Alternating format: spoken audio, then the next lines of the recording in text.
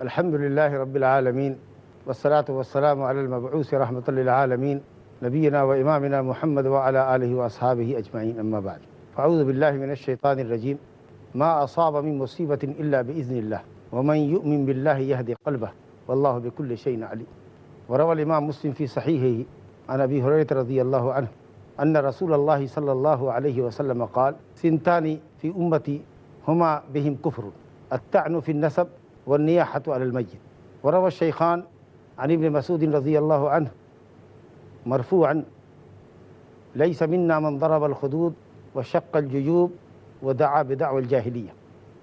محترم سامعین و ناظرین، باب من الایمان باللہ الصبر علی اقدار اللہ، ایمان باللہ کا لازمی تقاضا ہے اللہ کی لکھی ہوئی تقدیر پر صبر کرنا۔ اس باب کے تحت مؤلف نے سورہ تغابن کی آیت نمبر 11 تحریر کی ہے جو بھی آپ کے سامنے پڑھی گئی۔ صبر، جیسا کہ آپ ہماری کسی مجلس میں سن چکے ہیں کہ دل کو گھبراہٹ سے، بے چینی سے، زبان کو شکایتی الفاظ ادا کرنے سے اور اعضاء اور جوارے کو صبر کے منافی حرکات و سکنات کرنے سے روکنے کا نام ہے۔ اور یہ صبر اطاعت میں بھی مطلوب ہے، بغیر اس کی اطاعت نہیں ہو سکتی اللہ کی۔ گناہوں کو چھوڑنے میں بھی ضروری ہے، اور اللہ رب العالمین کے فیصلوں پر، تقدیر کے وہ فیصلے جو بظاہر آپ کے حق میں نہیں ہیں، جان و مال پہ مصیبت آئی ہے، اللہ محفوظ رکھے ہم کو اور آپ کو، تو اس پر صبر کرنا واجب اور فرض ہے۔ اور اللہ رب العالمین نے ہم کو تسلی دینے کے لیے، ہمارے دلوں کو مضبوط کرنے کے لیے اس پر عظیم اجر و ثواب کا وعدہ فرمایا۔ چنانچہ ایک مقام پر اللہ تعالیٰ نے فرمایا انما یوفی الصابرون اجرہم بغیر حساب، صبر کرنے والوں کو اللہ تعالیٰ ان کے صبر کا بے حساب اجر دے گا۔ اور رسول گرامی صلی اللہ علیہ وسلم نے فرمایا الصبر ضیاء، مسلم شریف میں ابو مالک اشعری رضی اللہ عنہ سے روایت ہے، صبر ضیاء ہے، روشنی ہے۔ اور صحیحین میں ابو سعید خدری رضی اللہ عنہ سے روایت ہے، رسول اللہ صلی اللہ علیہ وسلم نے فرمایا ما اعطی احد عطاء خیرا واوسع من الصبر، کسی شخص کو کوئی بھی عطا اور بخشش نہیں دی گئی جو بہتر ہو، جو کشادہ ہو، جو عظیم ہو صبر کے مقابلے میں۔ اگر اللہ تعالیٰ نے صبر کی قوت عطا فرمائی ہے تو یہ سب سے بہترین بخشش اور عطا ہے اللہ تعالیٰ کی طرف سے۔ صحیح بخاری میں حضرت عمر رضی اللہ عنہ کا قول ہے وجدنا خیر عیشنا بالصبر، ہماری بہترین زندگی صبر کی بدولت ہے۔ حضرت علی ابن ابی طالب رضی اللہ عنہ کہتے تھے کہ صبر ایمان کے اندر، دین کے اندر ایسے ہی ہے جیسے سر جس میں انسانی کے لیے جو حیثیت سر کی ہے، چہرے کی ہے، گردن کی ہے، گردن کے اوپر جو ہیڈ ہے، جسم کے لیے جتنی اہمیت سر کی ہے ویسے ہی دین کے لیے، ایمان کے لیے صبر کی۔ وہ فرماتے تھے لا ایمان لمن لا صبر لہ، جو بے صبرا ہے، جس کے اندر صبر نہیں ہے، سمجھو ایمان نہیں، ناقص مومن۔ امام احمد ابن حنبل رحمۃ اللہ علیہ فرماتے ہیں، جیسا کہ شیخ الاسلام ابن تیمیہ رحمۃ اللہ علیہ نے مجموع فتاوی میں ذکر کیا ہے کہ اللہ تعالیٰ نے صبر کا ذکر قرآن مجید میں 90 مقام پر کیا ہے۔ اس سے صبر کی اہمیت اجاگر ہوتی ہے۔ تکلیفوں پہ صبر کرنا واجب ہے، اس سے اوپر اٹھ کر راضی رہنا تقدیر کے فیصلے پر، صحت ہو یا بیماری ہو دونوں برابر ہے ہمارے لیے، یہ مستحب ہے، یہ واجب نہیں۔ اس کے لیے شریعت نے انشاءاللہ آپ کو مکلف نہیں کیا کہ آپ راضی بھی رہیے، لیکن صبر لازم ہے۔ گھبراہٹ نہیں ہونی چاہیے، بے چینی کا اظہار زبان سے نہیں ہونا چاہیے، اعضاء اور جوارے اور حرکت سے نہیں ہونا چاہیے۔ اور اس سے بھی اونچی چیز ہوتی ہے کہ شکر بھی ہو کہ اللہ تیرا شکر ہے کہ تو نے ہم کو تکلیف دی، یہ بہت اونچی چیز ہے۔ اللہ نے فیصلہ کیا کہ آپ کی گاڑی جل جائے، گاڑی جل گئی، اللہ نے فیصلہ کیا، اس حد تک اللہ کے فیصلے پر راضی رہنا آپ پر واجب ہے۔ صبر بھی کرنا ہے اور راضی بھی رہنا ہے کہ اس کے فیصلے میں کوئی غلطی نہیں۔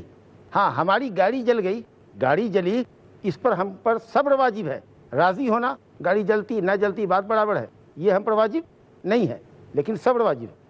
لیکن اللہ کا حکم ہے، اس جلی حکم اللہ کا ہے، اس حد تک ہم راضی ہیں کہ اللہ جو تو نے فیصلہ کیا، تیرے فیصلے میں کوئی شر نہیں ہے، اس میں کوئی نہ کوئی بھلائی ہے جو ہم نہیں جانتے، تو اللہ کے فیصلے کے تعلق جو تقدیر کی ہے اس نے، اس پر ہم صابر بھی ہیں، راضی بھی ہیں۔ جو چیز سامنے آئی ہے، جو چیز مقدور ہے ہمارے سامنے ہوئی ہے، اس پر صبر واجب ہے، رضا اور شکر واجب نہیں ہے، مستحب ہے۔ بہرحال آیت کریمہ آپ کے سامنے ہے، اللہ تعالیٰ فرماتا ہے ما اصاب من مصیبت، کوئی بھی مصیبت پہنچتی ہے، کسی کو بھی کوئی مصیبت پہنچتی ہو، یعنی جان میں، مال میں، زمین میں کوئی بھی مصیبت کسی طرح کی بھی آتی ہے۔ اور میں آپ کو بتاؤں، مصیبت انسان کی جان پر بھی آتی ہے، مال پر بھی آتی ہے، اولاد پر بھی آتی ہے، لیکن سب سے بڑی مصیبت دین پر آتی ہے۔ جب ایک انسان اپنے آپ کو مسلمان کہتا ہے لیکن واجب کو چھوڑتا ہے، زندگی میں نماز کو چھوڑتا ہے، روزے کو چھوڑتا ہے، اور گناہ اس کے سامنے مزین کر دیا گیا ہے، شراب، زناکاری، بدماشی، چوری چماری، یہ سب اس کو اچھا لگتا ہے، تو سمجھو کہ یہ سب سے بڑی مصیبت میں ہے۔ جان مال اولاد پر ہونے والی مصیبت کے مقابلے میں یہ بہت زیادہ سنگین مصیبت ہے جو اس کے دین پر آئی ہوئی ہے۔ بیوقوف ہے جو یہ نہیں سوچ رہا ہے کہ دین جیسی عظیم نعمت اس سے کیسے ضائع اور برباد ہو رہی ہے۔ تو سب سے سنگین مصیبت دین کی ہے۔ اللہ تعالیٰ ہم لوگوں کو اپنے دین کے تئیں کسی فتنے میں مبتلا نہ کرے، اور اللہ تعالیٰ ہماری جان میں، مال میں محفوظ رکھے۔ صبر کا مطالبہ تو پہلے نہیں کر سکتے، اللہ ہم کو صبر دے، لیکن جب عافیت کا مطالبہ ہے، اللہم انی اسألک العفو والعافیہ، اللہ عافیت دے، معافی دے، عافیت دے، لیکن جب تکلیف آ جائے تب صبر واجب ہے۔ تب اللہ سے مطالبہ کیجئے کہ اللہ یہ مصیبت آئی ہے، مشکل آئی ہے، تیری طرف سے آئی ہے، ہم کو صبر عطا فرما۔ رب العالمین فرماتا ہے ما اصاب من مصیبت، جو بھی کوئی مصیبت کسی کو بھی پہنچتی ہے وہ اللہ کے اذن سے پہنچتی ہے، اللہ کے حکم سے پہنچتی ہے۔ اللہ تعالیٰ کی قضاء اور قدر کا نتیجہ، اس کے فیصلے کا نتیجہ، اس کی تقدیر کا نتیجہ جو اس نے فیصلہ کیا ہوا ہے۔ اگر یہ ایمان اور یقین ہو جائے کہ اللہ کی طرف سے ہے، تو جیسا کہ علقمہ بزرگ تابعی ہیں کہتے ہیں کہ یہ وہ شخص ہے الذی تصیبہ مصیبت فیعلم انہا من عند اللہ فیرضی ویسلم، یہ وہ شخص ہے جس کو مصیبت پہنچے تو یہ سمجھتا ہے کہ اللہ کی طرف سے ہے، تو راضی ہوتا ہے، سرنڈر کرتا ہے، قبول کرتا ہے۔ تو ایسا شخص اللہ کا ہوتا ہے ومن یؤمن باللہ، جو اللہ پر ایمان رکھتا ہے، یعنی یہ سمجھتا ہے کہ دل کا فیصلہ ہے، اللہ کا فیصلہ ہے، یہدی قلبہ، اللہ اس کے قلب کو ہدایت دیتا ہے، یعنی قلب کو سکون عطا فرماتا ہے، اطمینان نصیب کرتا ہے، اور قلب کی ہدایت دنیا اور آخرت کی بھلائی کا ذریعہ ہوتی ہے۔ اللہ تعالیٰ نے سورہ بقرہ آیت نمبر 155 اور اس کے بعد کی آیتوں میں کہا ہے وبشر الصابرین الذین اذا اصابتهم مصیبۃ قالوا انا للہ وانا الیہ راجعون اولئک علیہم صلوات من ربہم ورحمہ واولئک هم المہتدون۔ صبر کرنے والوں کو بشارت دیجیے، جن کو کوئی مصیبت پہنچتی ہے تو کہتے ہیں انا للہ وانا الیہ راجعون، ہم اللہ ہی کے لیے، اللہ کے دین کے لیے آئے، اللہ کی توحید کے لیے آئے، اللہ کے حکموں پر عمل کرنے کے لیے آئے، اور اللہ ہی کی طرف ہم کو بھی پلٹنا ہے۔ آج کوئی گیا ہے، کل ہم جائیں گے، آج بیٹا گیا، کل باپ گیا، پرسوں ہم جائیں گے۔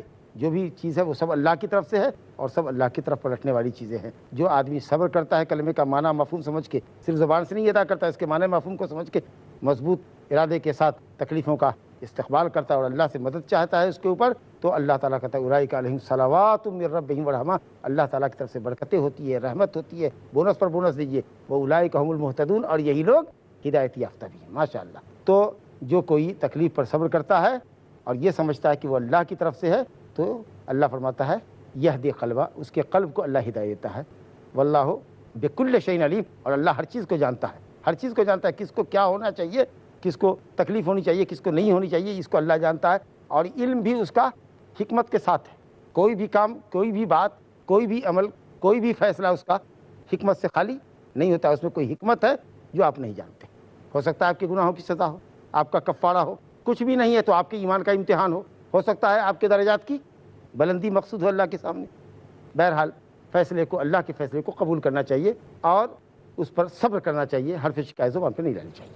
اس کے بعد صحیح مسلم کے حوالے سے حدیث آپ کے سامنے پڑھی گئی، حضرت ابو ہریرہ رضی اللہ عنہ فرماتے ہیں کہ نبی صلی اللہ علیہ وسلم فرمایا کہ دو چیزیں ایسی ہیں جو لوگوں کے اندر کفر کا ذریعہ، یعنی کفریہ اعمال ہیں، اور وہ امت کے افراد کے اندر پائی جاتی ہیں، علی العموم پائی جاتی ہیں۔ ہما بہم کفر، وہ دونوں چیزیں لوگوں کے اندر پائی جاتی ہیں اور کفریہ اعمال ہیں، ایمان کے تقاضے نہیں ہیں لیکن پائی جاتی ہیں۔ اس کا مطلب یہ ہوا کہ اگر مومن کے اندر ایک دو چار خصلت کفر کی پائی جائے تو اس سے آدمی کافر نہیں ہوتا، دائرہ اسلام سے خارج نہیں ہوتا۔ ہاں ایمان کے تقاضے کے منافی ہے، ایمان واجب کے تقاضے کے منافی ہے، اس کا ایمان ڈیمیج ہے، ناقص ہے، لیکن اسلام سے خارج نہیں ہوگا وہ۔ جیسے کہ اگر اسلام کی کچھ خوبی، ایمان کی کچھ خوبی کسی غیر مسلم کے اندر پائی جائے، حیا باز ہو، سخی ہو، داد و دہیش کرتا ہو، لیکن اللہ واحد پر ایمان نہ رکھتا ہو، رسول اللہ صلی اللہ علیہ وسلم کا کلمہ نہ پڑھتا ہو، کیا وہ مومن ہوگا؟ تو ایمان کی بعض خصوصیات کا کسی کے اندر پایا جانا جس طرح اس کو مومن نہیں کر سکتا جب تک کہ اصلی ایمان نہ آئے اس کے اندر، اسی طریقہ سے جب تک کفر کی حقیقت نہ پائی جائے آدمی واقعی کافر اور مشرک نہ ہو اس وقت تک وہ کافر نہیں ہوتا. ہاں کفر کی خصلت ہے، نفاق کی خصلت ہے جو اس کو زیب نہیں دیتی ہے، اسے توبہ کرنا چاہیے اور باز آنا چاہیے. بہرحال کہا وہ دو چیزیں کیا ہے؟ کہا الطعن فی النسب، کسی کے نسب میں طعن کرنا، یہ اپنے باپ کا نہیں ہے، یہ فلاں خاندان کا ہے، اس کے خاندان میں یہ عیب ہے، اس طریقہ سے طعن کرنا. اور اسی طریقہ سے النیاحۃ علی المیت، میت پر نوحہ کرنا، رونا، چیخنا، چلانا، اس کے محاسن کو، خوبیوں کو بیان کر کے خوب چیخنا، چلانا اور واہ ویلا کرنا، یہ طریقہ جاہلیت کا طریقہ ہے. ایسا کوئی جملہ نہ ہو، اس طریقہ سے راگ کے ساتھ رویا نہ جائے، گایا نہ جائے کہ جس سے لگے کہ یہ آدمی اللہ کے فیصلے پر راضی نہیں ہے اور انتہائی درجہ تکلیف کا اظہار کر رہا ہے. لیکن اگر دو چار کلمہ آدمی کہے شکایت کے لیے نہیں، اللہ اکبر آپ مر گئے، ارے آپ کے جانے کے بعد ایک بڑا خلا پیدا ہو گیا، علمی دنیا کے اندر بھونچال آ جائے گا. اللہ آپ کے ذریعے لوگوں کو بہت ہدایت دے رہا تھا، علم کی آبیاری ہو رہی تھی، جی دعوت کا کام چل رہا تھا، امت کا بڑا نقصان ہوا، اے اللہ اس نقصان کی تلافی فرما. اس طرح سے اگر دو چار جملے کہے جائیں جو حق پر مبنی ہو اور شکایتاً نہ کہا جائے، اللہ کے فیصلے پر اعتراض کے لیے نہ کہا جائے، تو انشاءاللہ تعالی جواز کے دائرے میں ہے. اسی طریقہ سے میت پر غم کا اظہار آنسو سے کرنا، یہ بھی فطرت کا عین تقاضا ہے. شریعت نے یہ نہیں کہا کہ آپ آنسو نہ بہاؤ، زبردست روک لو، اگر ضبط کر لے تو بہت اچھی بات، لیکن اگر ضبط نہیں کر سکے، آنسو آیا، تو یہ بھی تمہاری ایمان اور دین کے تقاضے کے خلاف نہیں ہے. نبی صلی اللہ علیہ وسلم نے اپنے بیٹے ابراہیم کو گود لیا، دھڑکن تیز ہو چکی تھی، آخری ہچکیاں لے رہے تھے، نبی صلی اللہ علیہ وسلم کی آنکھ سے آنسو روا ہو گئے. بخاری مسلم کی روایت ہے، حضرت انس رضی اللہ عنہ سے. حضرت سعد نے کہا یا رسول اللہ آپ کی آنکھ میں آنسو، یہ آپ کو میں کیا دیکھ رہا ہوں؟ کہا یہ رحمت کے آنسو. صحیحین میں روایت ہے کہ نبی صلی اللہ علیہ وسلم کی ایک نواسی آخری حالت تھی، آپ نے گود میں لیا، جو دیکھا کہ بالکل کھڑکھڑاہٹ ہے اور جان لڑکھڑے پہ آ رہی ہے، اس طریقہ سے کھڑکھڑاہٹ تھی جیسے کہ خشک مشکیزے میں، پرانے چمڑے کے مشکیزے میں جسے پانی ڈالا جاتا ہے، کچھ کنکر رکھ دیا جائے اور اس کو ہلایا جائے تو جیسی کھڑکھڑ کی آواز آئے گی، اس طریقہ سے سانس تیز چل رہی تھی. انشاءاللہ ایک چھوٹا سا بریک لیتے ہیں، وقفے کے بعد پھر سلسلہ جاری رہے گا.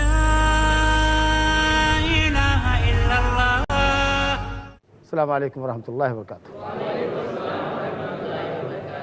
وقفے سے قبل صحیح مسلم میں حضرت ابو ہریرہ رضی اللہ عنہ کی حدیث کہ دو چیزیں کفریہ ہیں جو لوگوں میں پائی جاتی ہیں، دوسرے کے نسب پر، خاندان پر طعن و تشنیع کرنا اور میت پر نوحہ خوانی کرنا، یہ کفر کے اعمال ہیں، لیکن آدمی سے کافی نہیں ہوتا. اور میں نے عرض کیا کہ اگر آدمی دو چار جملے اظہار غم کے لیے بولے، اظہار حقیقت کے طور پر، بڑے عالم کی کوئی موت ہو گئی، بڑے داعی کی کوئی موت ہو گئی، لیکن مقصد اللہ کے فیصلے پر اعتراض نہ ہو، جیسے نبی صلی اللہ علیہ وسلم کی وفات پر حضرت ابوبکر صدیق رضی اللہ عنہ آئے، آپ نے نبی صلی اللہ علیہ وسلم کی پیشانی کا بوسہ دیا اور کہا کہ آپ کا انتقال ہو گیا، اللہ تعالیٰ آپ کو دو موت نہیں دے گا، ایک ہی موت تھی جس کا مزہ آپ چکھ چکے، اب آپ کو موت نہیں دے گا. اس طریقہ سے فاطمہ رضی اللہ عنہ نے کہا ابا جان آپ نے رب کی پکار کو قبول کر ہی لیا، چلے ہی گئے، جائیے ابا جان آپ کا ٹھکانہ جنت ہے. صحیح بخاری میں حضرت انس کو کہا انس رسول اللہ صلی اللہ علیہ وسلم کے جسم پر مٹی دے کر آ گئے، دفن کر کے آ گئے. یہ دیکھو یہ کیسا جملہ ہے. تو اگر دو چار جملے ہوں شکایتاً نہ ہوں تو انشاءاللہ چلے گا. اسی طریقہ سے میت پر غم کا اظہار آنسو سے کرنا، یہ بھی فطرت کا عین تقاضا ہے. شریعت نے یہ نہیں کہا کہ آپ آنسو نہ بہاؤ، زبردست روک لو، اگر ضبط کر لے تو بہت اچھی بات، لیکن اگر ضبط نہیں کر سکے، آنسو آیا، تو یہ بھی تمہاری ایمان اور دین کے تقاضے کے خلاف نہیں ہے. نبی صلی اللہ علیہ وسلم نے اپنے بیٹے ابراہیم کو گود لیا، دھڑکن تیز ہو چکی تھی، آخری ہچکیاں لے رہے تھے، نبی صلی اللہ علیہ وسلم کی آنکھ سے آنسو روا ہو گئے. بخاری مسلم کی روایت ہے، حضرت انس رضی اللہ عنہ سے. حضرت سعد نے کہا یا رسول اللہ آپ کی آنکھ میں آنسو، یہ آپ کو میں کیا دیکھ رہا ہوں؟ کہا یہ رحمت کے آنسو. صحیحین میں روایت ہے کہ نبی صلی اللہ علیہ وسلم کی ایک نواسی آخری حالت تھی، آپ نے گود میں لیا، جو دیکھا کہ بالکل کھڑکھڑاہٹ ہے اور جان لڑکھڑے پہ آ رہی ہے، اس طریقہ سے کھڑکھڑاہٹ تھی جیسے کہ خشک مشکیزے میں، پرانے چمڑے کے مشکیزے میں جسے پانی ڈالا جاتا ہے، کچھ کنکر رکھ دیا جائے اور اس کو ہلایا جائے تو جیسی کھڑکھڑ کی آواز آئے گی، اس طریقہ سے سانس تیز چل رہی تھی، ہچکی بدی ہوئی تھی. ففاضت عینا، نبی صلی اللہ علیہ وسلم کے آنسو روا ہو گئے. تو یہ رحمت کے آنسو. تو اگر آدمی عزیز و قریب کے موت پر غمزدہ ہوتا ہے، چہرہ اترا ہوا ہے، آنکھوں سے آنسو روا ہے، کوئی حرج نہیں ہے. حضرت ابراہیم نبی صلی اللہ علیہ وسلم کے صاحبزادے کی موت پر بھی نبی صلی اللہ علیہ وسلم کی آنکھوں سے آنسو روا ہوا، اور آپ نے کہا ہے ابراہیم ہم تمہاری موت پر سوگوار ہے، آنکھیں اشکبار ہے، دل غمزدہ ہے، لیکن زبان سے کوئی حرف شکایت ادا نہیں کر سکتے، ہم تمہاری جدائی پر اے بیٹے ابراہیم بہت غمگین ہیں.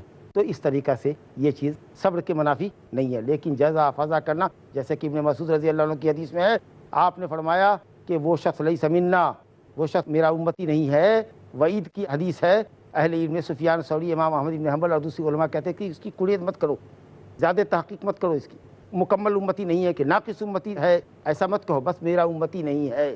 یہ بات تو سب مسلمان اہل سنت پر یقین رکھنے والا جانتا ہے کہ آدمی گناہ کبیرہ کرنے سے دائرہ اسلام سے خارج نہیں ہوتا۔ مطلب یہ ہے کہ وہ ہمارے طریقے پر نہیں، ہماری ملت پہ نہیں ہے، لیکن اس کو ایسے ہی رہنے دو، لیس منا، وہ ہمارا امتی نہیں ہے، ایسے ہی مانا کرو، تاکہ زجر و توبیخ لوگوں کو حاصل ہو۔ کون؟ جس نے ضرب الخدود، جس نے گال پہ تماچا لگایا۔ مصیبت کے وقت میں عام طریقے سے لوگ گال پہ تماچا لگاتے، لیکن اگر چہرے کے دوسرے حصے پر بھی تماچا لگایا یا سینے پر تماچا لگایا، گھوسا مار رہے سینے پر غم میں، تو وہ بات بھی وہی ہوگی، گال پر تماچا لگانے کے معنی میں ہوگا۔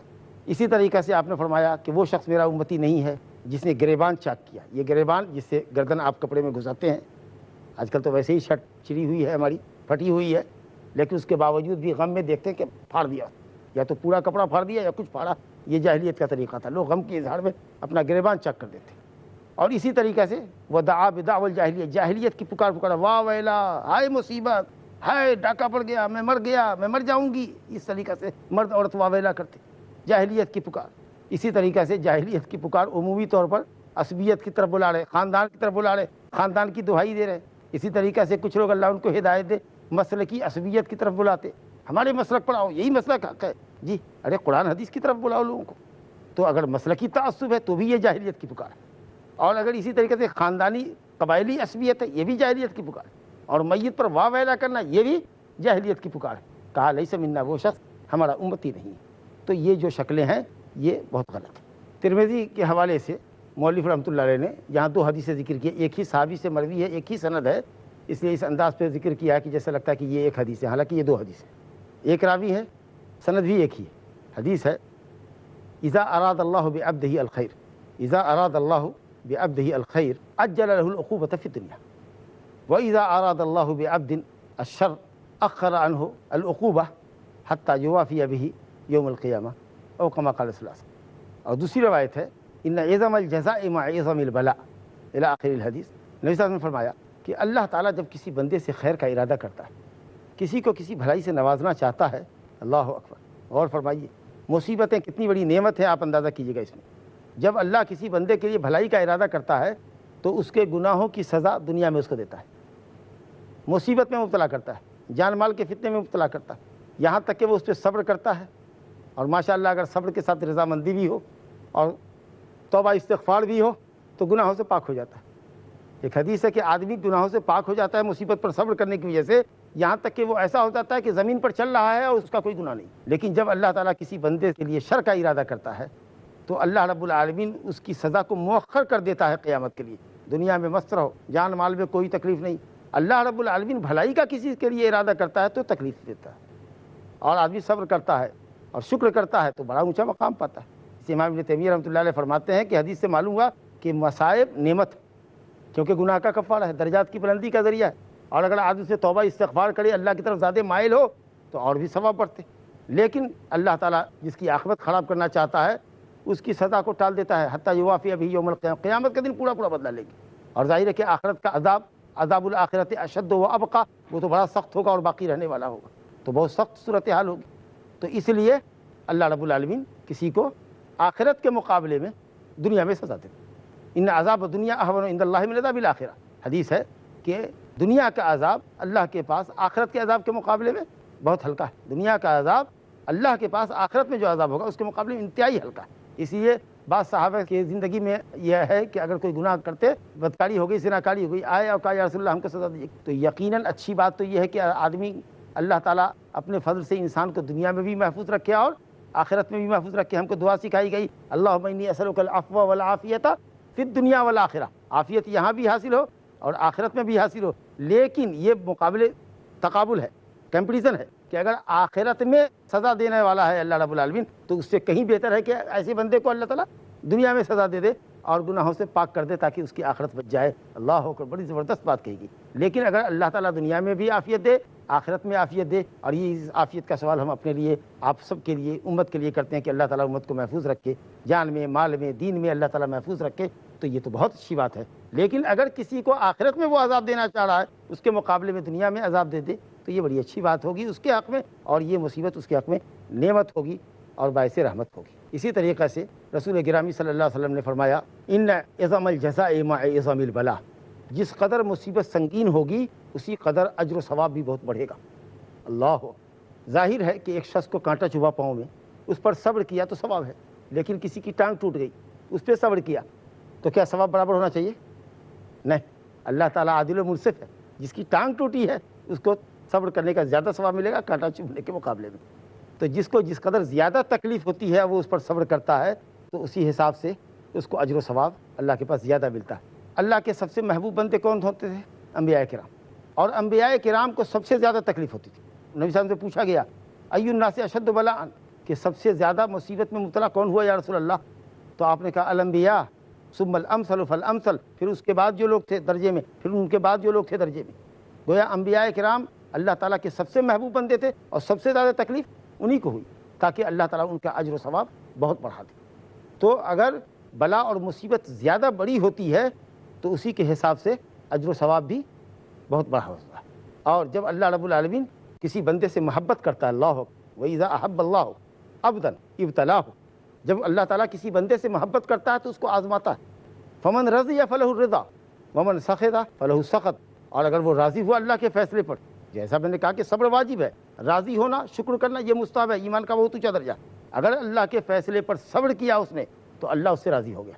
وَمَنْ سَخِطَ فَلَهُ السَّخَطُ، اور جو ناراض ہوا، واویلا کیا اس نے، دل میں تکلیف رکھا اللہ کے فیصلے کے تعلق سے، تو اللہ تعالیٰ اس سے ناراض ہوا۔ اگر اللہ تعالیٰ کسی کو مبتلا مصیبت کرتا ہے تو یہ اس کی محبوبیت کی دلیل ہے کہ اللہ تعالیٰ اس کے گناہ کا کفارہ بنا رہا ہے، گناہ کا کفارہ بنا رہا ہے۔ یہ نہیں سمجھنا کہ یہ بیمار ہے، مصیبت زدائی، بہت پاپی آدمی ہے، بہت گنہگار ہے، تم کو کیا معلوم کہ گناہ ہو یا نہیں ہے۔ اچھا، بہت سے اچھے نیک بندوں کو آزماتا ہے اللہ تعالیٰ۔ ہم نے کہا نا کہ سب سے زیادہ نبی صاحب نے فرمایا کہ سب سے زیادہ اللہ نے انبیاء کرام کو آزمایا، ان کے پاس کون گناہ ہوتا تھا؟ ان کے درجات کو بلند کرنے کے لیے اور امت ان کو اپنے لیے اسوہ اور نمونہ بنائے کہ یہ اتنے اچھے لوگ تھے انبیاء کرام، اور تب اللہ نے ان کو مشکلات سے دوچار کیا ہے، دشمنوں کو ان پر مسلط کیا، جسمانی تکلیف میں بھی مبتلا ہوئے۔ نبی صاحب کو بخار آتا تھا 2 آدمی کے جیسا بخار، نبی صاحب کو بخار آتا تھا 2 آدمی کے جیسا بخار۔ کسی بھی امت کے 2 آدمی کو جتنا بخار آتا ہے اتنا بخار آپ کے لیے آپ کو ہوتا تھا، کیونکہ اللہ رب العالمین اس تکلیف پر صبر کرنے کی وجہ سے آپ کا درجہ بلند کرنے والا تھا۔ تو اس لیے اللہ کے فیصلے پہ راضی ہونا چاہیے اور تسخط سے، ناراضگی سے، شکایت کرنے سے پرہیز کرنا چاہیے، یہ واجب ہے۔ اللہ رب العالمین سے دعا ہے اگر تکلیفیں آ جائیں تو صبر کرنے کی توفیق عطا فرمائے۔ تکلیفوں کے آنے سے پہلے ہم صبر کا مطالبہ نہ کریں، عفو اور عافیت کا مطالبہ کریں، لیکن اگر تکلیف سے دوچار ہو تو صبر کریں۔ وباللہ تعالیٰ توفیق، وصلی اللہ علی نبینا محمد وآلہ وصحبہ اجمعین۔ اللہ اللہ یا ربی یا اللہ، اللہ یا ربی یا اللہ۔